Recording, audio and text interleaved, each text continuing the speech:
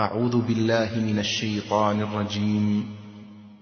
قل هذه سبيلي أدعو إلى الله على بصيرة أنا ومن اتبعني وسبحان الله وما أنا من المشركين.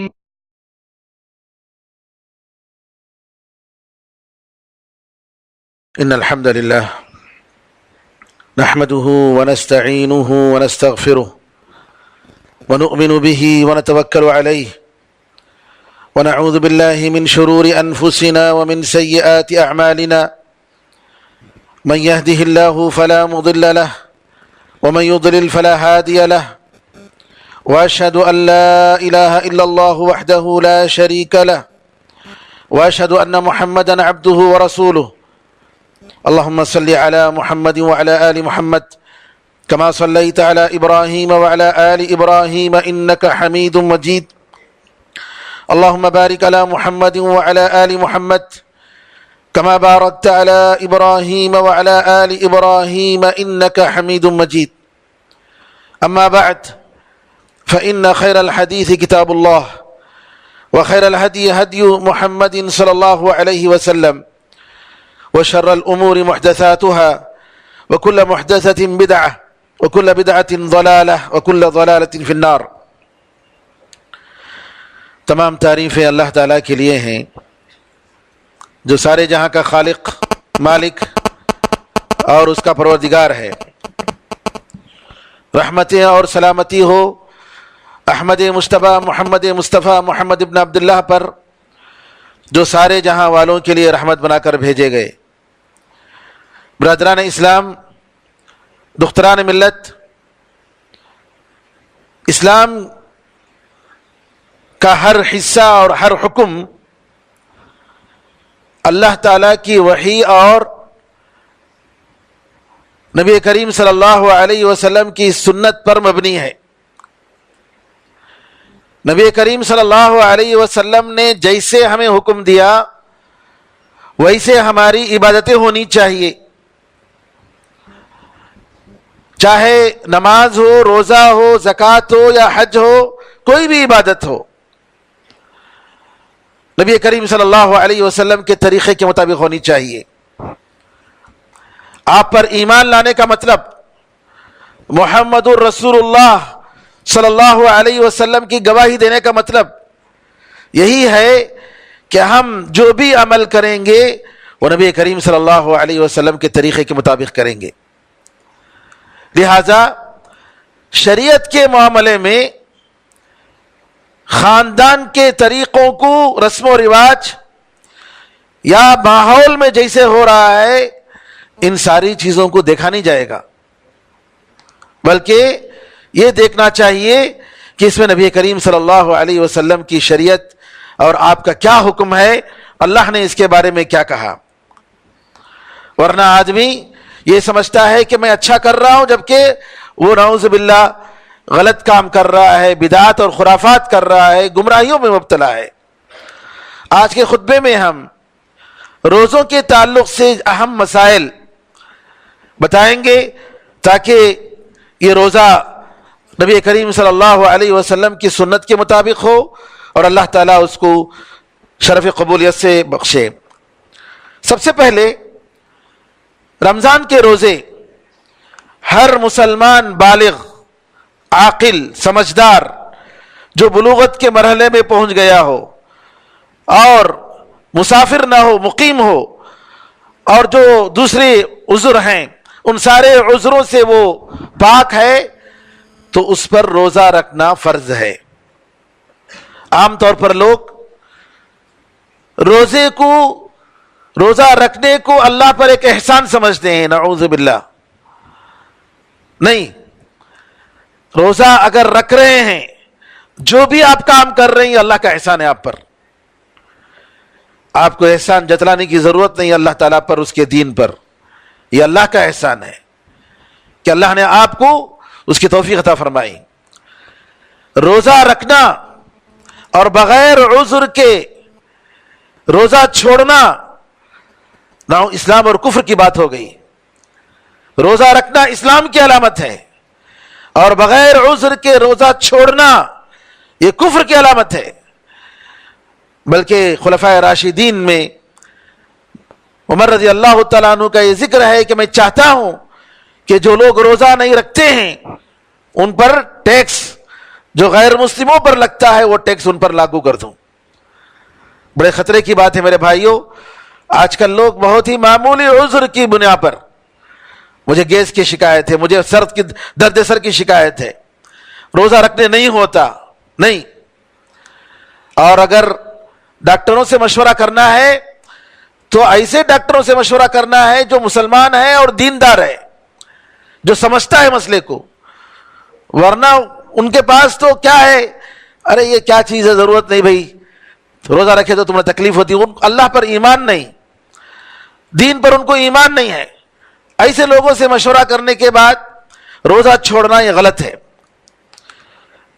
مسلمان بالغ کا مطلب بلوغت کا مرحلے کو پہنچ گیا ہو، مطلب یہ کہ ایک انسان نوجوان ہو چکا ہے، نوجوانی کے مرحلے میں قدم رکھ چکا ہے. اس کی علامتیں ہیں مونچھ کے بال، ناف کے زیر ناف بال، اور اسی طریقے سے احتلام اگر ہو گیا، منی اگر نکل آیا، جی یہ ساری علامتیں ہیں.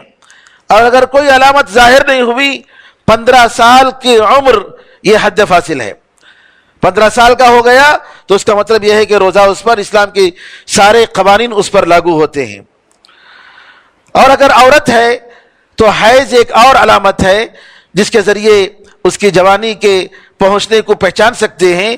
اگر کسی لڑکی کو حیض آ گیا تو اس کا مطلب یہ کہ وہ جوانی کے مرحلے میں قدم رکھ چکی ہے.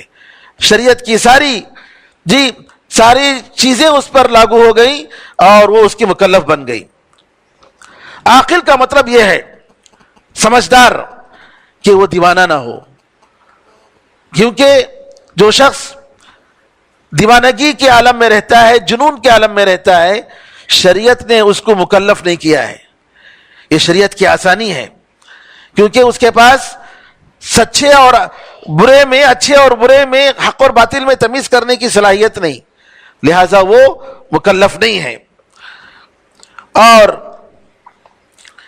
اسی طریقے سے اگر آدمی بیمار ہے، ایسا بیمار کہ اس کی بیماری سے نجات پانا مشکل ہے اور روزہ رکھنے سے اس کی بیماری بڑھ سکتی ہے، تو اس کو بھی روزہ چھوڑنے کی اجازت ہے.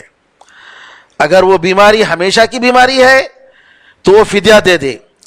لیکن بیماری عارضی بیماری ہے، پرماننٹ نہیں ہے، تو ایسے موقع پر اس کو چاہیے کہ صحت اور تندرستی کے بعد وہ روزہ قضا کرے اور فدیہ اس پر نہیں ہے. اور اسی طریقے سے جن کی عمر بڑی ہو چکی ہے اور وہ روزہ نہیں رکھ سکتے ہیں، روزہ رکھنا ان کے لیے مشکل ہے، تو روزہ کے بدلے میں وہ فدیہ دیں گے.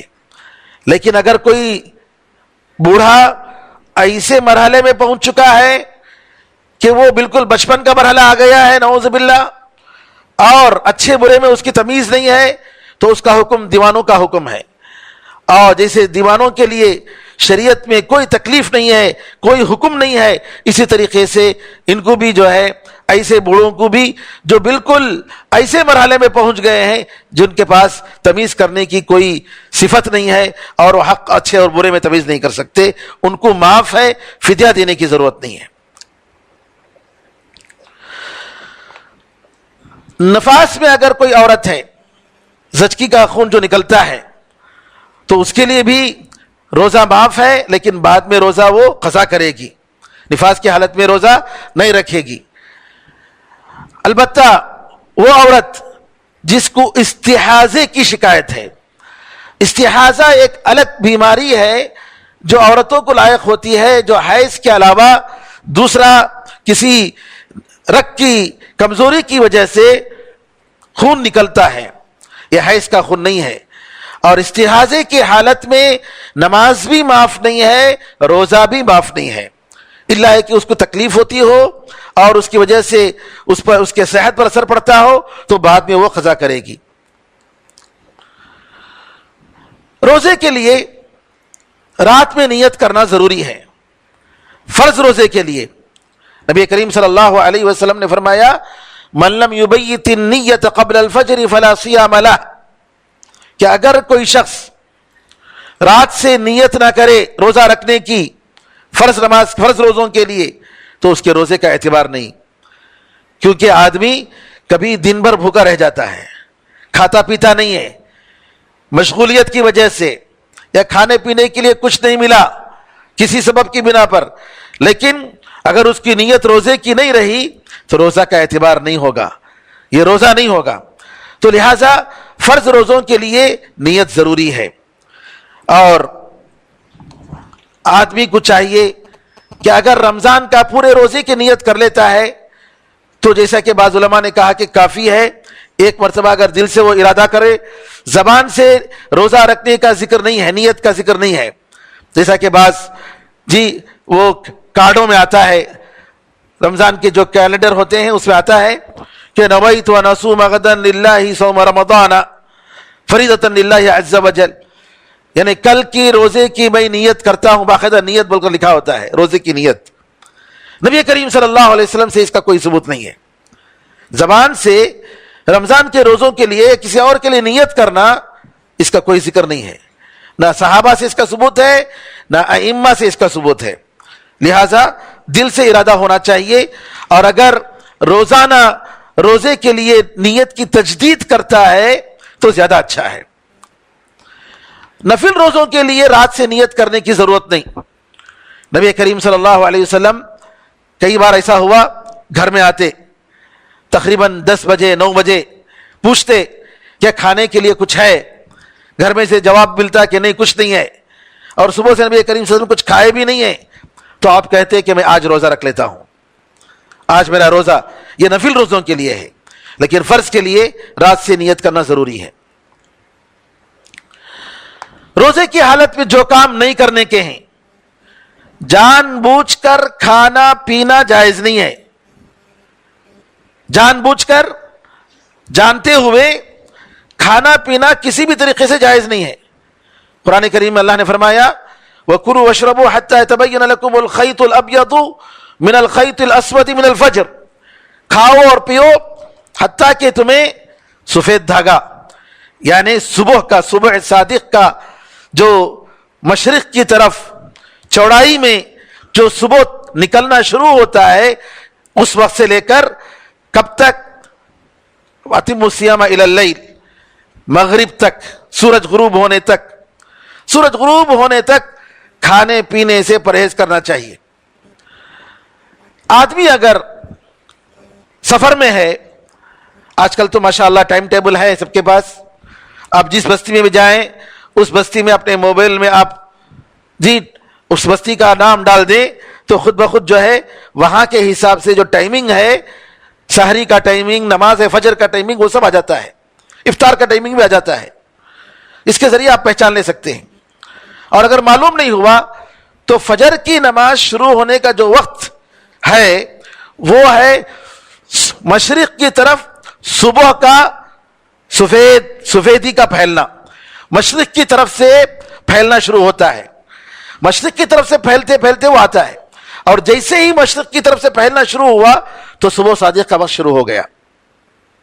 عام طور پر لوگ نماز کے اوقات نہیں جانتے، ظہر کی نماز کب سے شروع ہوتی ہے نہیں معلوم، ٹائم ہے، ٹائم کے برابر بھروسہ کرتے ہیں، ہمیں معلوم ہونا چاہیے ظہر کی نماز زینت کے بعد شروع ہوتا ہے، سورج جب بالکل سر پر ہوتا ہے، اس کے بعد جب مغرب کی طرف تھوڑا مائل ہو جائے، جیسے ہی مائل ہوگا تھوڑا وہاں سے شروع ظہر کی نماز کا وقت۔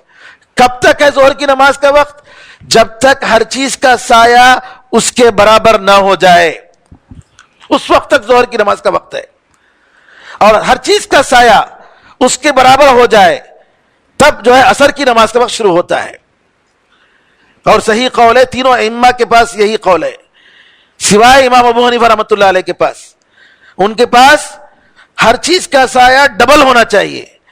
اسی لیے آپ دیکھیں گے حنفی مسجدوں میں نماز کی عصر کی اذان دیر سے ہوتی ہے، تقریباً ہماری مسجدوں سے آدھا پونا گھنٹہ دیر ہوتی ہے، کیونکہ ان کے پاس عصر کی نماز کا وقت کب شروع ہوتا ہے؟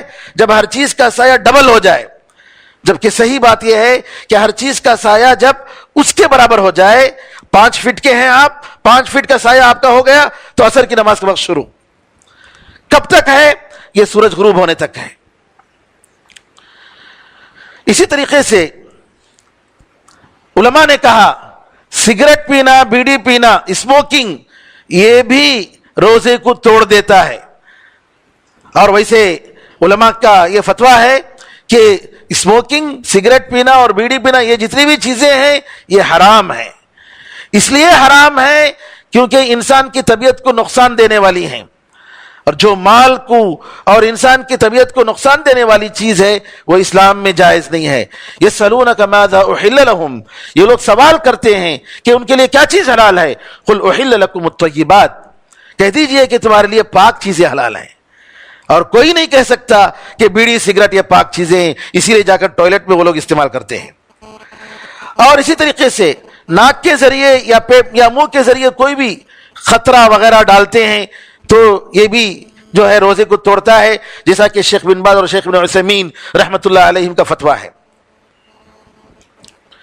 جان بوجھ کر قے کرنا، اس سے بھی روزہ ٹوٹتا ہے، کیونکہ حدیث میں آتا ہے کہ اگر اپنے سے قے آتا ہے، قے خود بخود آتا ہے تو روزہ نہیں ٹوٹتا ہے، لیکن اگر کوئی جان بوجھ کر قے کرتا ہے تو اس کا روزہ ٹوٹ جاتا ہے۔ حیض اور نفاس، جیسا کہ ہم نے کہا کہ اگر کوئی عورت روزہ رکھی ہوئی تھی، افطار سے پہلے 5 منٹ کا وقت ہے، حیض آ گیا، زچگی ہو گئی، اس دن کا روزہ قضا کرنا پڑے گا، اس دن کا روزہ گیا اور وہ روزہ قضا کرنا پڑے گا۔ اسی طریقے سے منی نکالنا، چاہے بیوی کے ساتھ مل کر یا نعوذ باللہ ہاتھ کے ذریعے، جو کہ حرام ہے، جس کو انگلش میں ماسٹر بیشن کہتے ہیں، کہ آدمی اپنے ہاتھ کے ذریعے نعوذ باللہ منی نکالتا ہے، یہ اسلام میں جائز نہیں ہے، حرام ہے۔ کیونکہ اللہ تعالیٰ نے قرآن میں فرمایا الا علی ازواجہم او ما ملکت ایمانہم والذین هم لفروجہم حافظون الا علی ازواجہم او ما ملکت ایمانہم فانہم غیر ملومین۔ اللہ نے کہا کہ جو لوگ اپنی شرمگاہوں کی حفاظت کرتے ہیں، سوائے ان لوگوں کے جو اپنی بیویوں سے تعلق رکھتے ہیں یا ان کی لونڈیوں سے تعلق رکھتے ہیں، اس کے علاوہ اگر کوئی کرتا ہے تو ناجائز ہے، حرام ہے، اور قیامت کے دن سوال ہوگا۔ اور اگر انسان سوتے ہوئے نیند کی حالت میں منی نکل جائے، احتلام ہو جائے، اپنے سے ارادے سے نہیں، اپنی سے حرکت سے نہیں بلکہ خود سے ہو گیا، تو اس کا روزہ نہیں ٹوٹتا ہے۔ اسی طریقے سے روزہ توڑنے والی چیزوں میں جماع ہے، بیوی سے اپنا خاص تعلق رکھنا، چاہے انزال کرے یا نہ کرے۔ اور میرے بھائیوں، یہ بہت ہی اہم مسئلہ ہے، بہت سارے لوگ دین کے مسائل نہیں جانتے ہیں۔ اس کا کفارہ کیا ہے سنیے۔ روزے کی حالت میں، رمضان کے دن میں، روزے کی حالت میں اگر کوئی اپنی بیوی سے انٹرکورس کرتا ہے، اس کا کفارہ یہ ہے کہ یہ غلام کو آزاد کرے، اور اگر وہ غلام کو آزاد نہیں کر سکتا ہے 2 مہینے کنٹینیوسلی روزہ رکھے، کفارہ تسلسل کے ساتھ۔ اگر کوئی شخص کفارہ کا روزہ رکھا اور روزہ 55 دن کا روزہ کنٹینیوسلی رکھ لیا، ڈسکنٹینیو کر دیا، 55 روزوں کے بعد دوبارہ اس کو شروع کرنا پڑے گا نمبر 1 سے، 2 مہینہ کا پھر کنٹینیو روزہ جی۔ اور اگر یہ نہیں کر سکتا ہے تو 60 مسکینوں کو کھانا کھلانا ہے، یہ تو کفارہ ہو گیا۔ اور اس دن کا جو وہ جماع کیا اس کے بعد بھی اس کو بھوکے رہنا ہے، پھر اس کے روزے کی قضا بھی کرنا ہے۔ یعنی اگر کوئی شخص جان بوجھ کر کھاتا ہے رمضان کے مہینے میں، یہ تو جرم ہوا، جرم ہوا، اس کا روزہ گیا۔ لیکن میں کھا لیا نا، میں روزہ توڑ دیا نا، میں اب شام تک کھاتا رہوں گا، نہیں، جائز نہیں ہے، یہ ایک الگ جرم ہوگا، اس کو ہر حالت میں بھوکے رہنا ہے۔ تو لہذا اپنی بیوی سے ملنے والا سب سے پہلے اس کا روزہ گیا۔ نمبر 2، اس دن وہ بھوکا رہے گا، کھائے گا نہیں، پیے گا نہیں، کچھ بھی نہیں کرے گا، روزے کے خلاف کوئی بھی کام نہیں کرے گا مغرب تک۔ نمبر 3 کفارہ ادا کرے گا، غلام کو آزاد کرے، یا نہیں تو 2 مہینے مسلسل روزہ رکھے یا 60 مسکینوں کو کھانا کھلائے، اور اسی طریقے سے اس دن کا روزہ ایک اور دن قضا کرے گا. اور اسی طریقے سے طاقت کے انجیکشن یہ بھی جائز نہیں ہے روزے کی حالت میں لینا، روزہ ختم ہونے کے بعد میں لے سکتا ہے. پشنا لگانا، کپنگ، خون جو جس میں نکالتے ہیں یہ بھی جائز نہیں. اسی طریقے سے بلڈ ڈونیشن وغیرہ، معمولی اگر خطرہ وغیرہ اگر دیکھتے ہیں، جیسا کہ بعض لوگ بلڈ شوگر دیکھتے ہیں معمولی، تو کوئی حرج نہیں ہے، لیکن باقاعدہ زیادہ خون نکالتے ہیں تو اس سے روزہ ٹوٹ جاتا ہے. اسی طریقے سے جو لوگ جن کو کڈنی کی شکایت ہے، کڈنی ڈائلسس کرتے ہیں، کڈنی ڈائلسس کرنے سے بھی روزہ ٹوٹ جاتا ہے اور ان کو اس کے بدلے میں قضا کرنا پڑے گا، جیسا کہ شیخ بن باز اور شیخ ابن عثیمین رحمۃ اللہ علیہ مجمعین کا فتویٰ ہے. آئیے روزے میں کیا کیا چیزیں جائز ہیں. روزے میں مسواک کرنا روزے کی حالت میں جائز ہے، گرچہ کہ بعض علماء نے کہا کہ نہیں کرنا چاہیے، نہیں، یہ الگ چیز ہے، اور روزہ رکھنے کی وجہ سے جو بو نکلتی ہے وہ الگ چیز ہے. تو لہٰذا مسواک کر سکتے ہیں، برش کر سکتے ہیں، کوئی حرج نہیں. اور اسی طریقے سے اگر آدمی رات میں جنابت کی حالت میں تھا اور صبح کی اذان ہو گئی، ابھی اس نے غسل نہیں کیا، کوئی حرج نہیں، فجر نماز سے پہلے وہ غسل کرے، کیونکہ فجر کی نماز کے وقت جب شروع ہوا تو روزے کا وقت شروع ہو گیا. اگر اس حالت میں وہ جنابت کی حالت میں تھا اپنی بیوی سے ملنے کی وجہ سے رات میں، تو کوئی حرج نہیں، فجر کی نماز سے پہلے وہ غسل کرے اور اس کے بعد جو ہے وہ فجر کی نماز پڑھے. اور نماز فرض غسل جو ہے اس کو تاخیر کرنا سورج نکلنے کے بعد، جیسا کہ بعض عورتوں کی عادت ہے، حیض کا غسل دیر سے کرتے ہیں جبکہ وہ پاک ہو گئے رات ہی، یہ جائز نہیں ہے، یہ حرام ہے اور کبیرہ گناہ ہے. اسی طریقے سے نفاس والی عورت اور حیض والی عورت اگر رات میں دیکھ رہی ہے کہ الحمدللہ پاک ہو گئی اور اس نے فجر کے وقت شروع ہوتے ہی غسل نہیں کیا تو کوئی حرج نہیں، وہ فجر کی نماز سے پہلے غسل کر لے، لیکن اس کا روزہ شروع ہو گیا.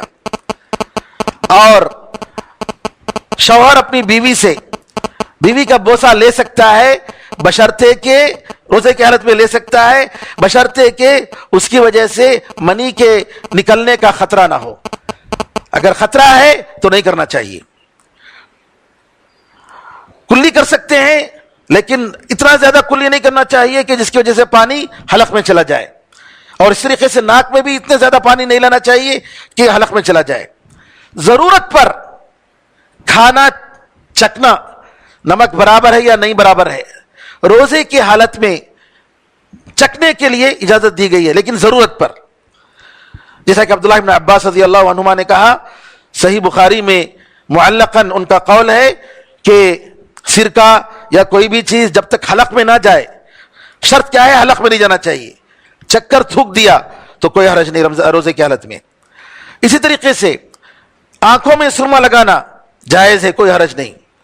اور اگر کسی کو دمے کی شکایت ہے اور ویزنگ کی شکایت، اور اس شکایت کے لیے جو ہے وہ آکسیجن لے رہا ہے تو کوئی حرج نہیں، لے سکتا ہے، لیکن طاقت والی جو بھی چیزیں ہیں اس کا استعمال نہیں ہونا چاہیے.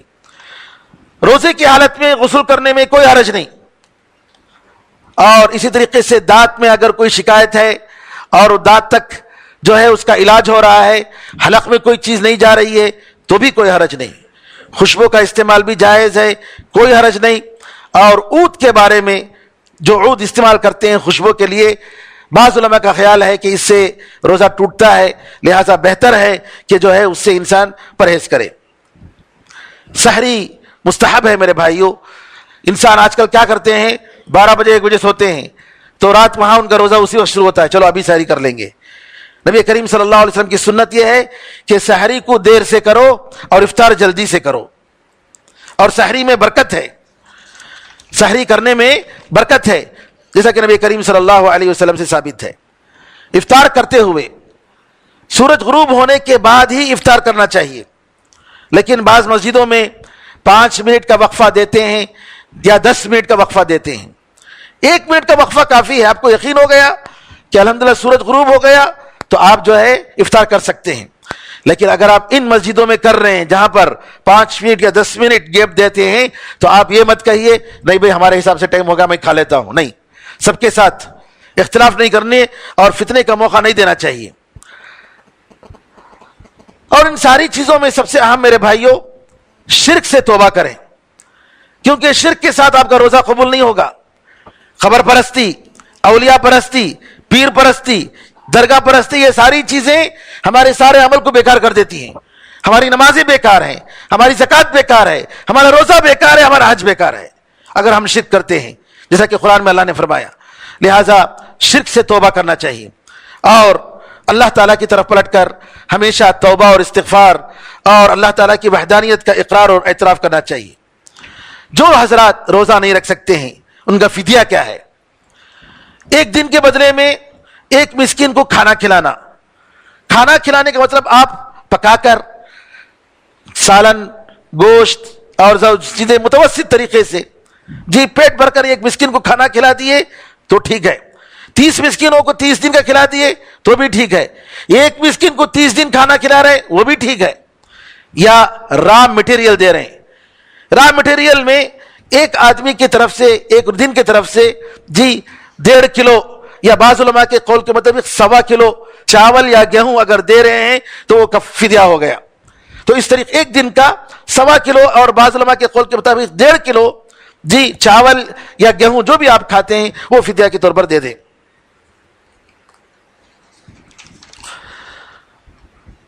مرہم وغیرہ لگانا روزے کے موقع پر اس میں کوئی حرج نہیں. اور اگر کوئی ایسا شخص جس کی موت ہو گئی ہو اور اس پر روزے رہے ہوں, یعنی روزے کا مطلب یہ ہے کہ اگر کوئی رمضان کی حالت میں رمضان کے روزے نہیں رکھ سکا, رکھنا چاہ رہا تھا لیکن نہیں رکھ سکا, اس لیے نہیں رکھ سکا کہ وہ مسلسل بیمار تھا, موقع نہیں ملا. علماء کہتے ہیں کہ اس پر روزہ فرض نہیں ہے کیونکہ اس کو کفارہ قضا کرنے کا موقع ہی نہیں ملا. اس کو قضا کرنے کا موقع ہی نہیں ملا, لہذا اس پر کچھ نہیں ہے. لیکن بہتر یہ ہے کہ فدیہ دے دیا جائے. اور اگر موقع ملا لیکن قضا نہیں کیا تو ایسے روزوں کو قضا کرنا چاہیے. اور اسی طریقے سے ایک اور مسئلہ کہ بعض موقع پر ہم سفر کرتے ہیں, سعودیہ سے انڈیا آتے ہیں, انڈیا سے سعودیہ جاتے ہیں, 1 دن پہلے وہاں روزہ شروع ہوا. اگر آپ ایسی بستی میں جا رہے ہیں, آپ کے حساب سے 30 روزے ہو گئے اور وہاں جانے کے بعد 31واں روزہ ہو رہا ہے, وہاں جانے کے بعد 31واں روزہ ہو رہا ہے, اس میں یہ حکم ہے علماء کا جو فراج فتویٰ یہ ہے کہ آپ روزہ رکھیں گے, انشاءاللہ وہ روزہ نفل روزہ شمار ہوگا, لیکن بستی والوں کا خیال کرتے ہوئے آپ روزہ رکھیں گے. اللہ تعالیٰ سے دعا ہے کہ اللہ تعالیٰ ہم سب کو دین کے مسائل جاننے, سمجھنے اور اس پر عمل کرنے کہ اللہ تعالیٰ ہمیں توفیق عطا فرمائے. سارے مسلمانوں پر اللہ تعالیٰ رحم فرمائے, ان کی حفاظت فرمائے, ان کے مسائل کو اللہ تعالیٰ آسان فرمائے. اللہ تعالیٰ ہمارے ملک میں امن و امان قائم فرمائے. آمین یا ارحم الراحمین. بارک اللہ لنا ولکم فی القرآن العظیم ونفعنا وإياكم بالآيات والذكر الحكيم إنه تعالى جواد كريم ملك بر رؤوف رحيم رب حليم.